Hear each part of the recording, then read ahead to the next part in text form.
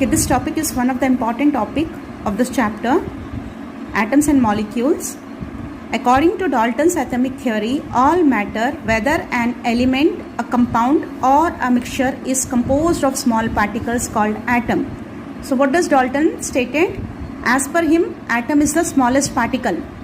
Till that time, they were unaware of electron, proton and neutron, the subatomic particles.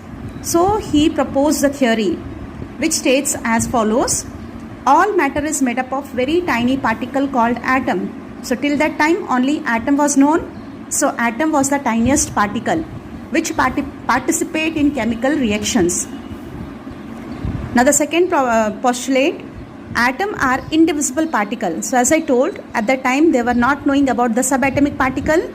So as per him, atom is the smallest particle which cannot be divided. So it is indivisible particle which cannot be created or destroyed in chemical reaction.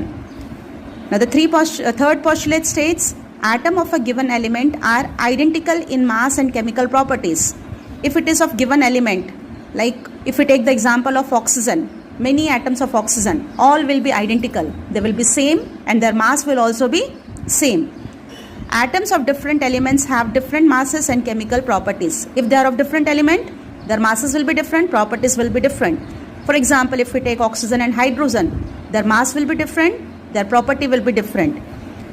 Atoms combine in ratio of small whole numbers to form compounds. So yeah, atoms always combine in ratio of small whole numbers. If we take the example of water, here formula is H2O, that is two hydrogen atoms are combining with the one oxygen atom to form one molecule of water. They never combine in fractions, they always combine in simple ratio only. The relative, now the next point, atom combines in ratio of small whole number, then the relative number and kinds of atoms are constant in a given compound. When we see the relative number, it's always constant.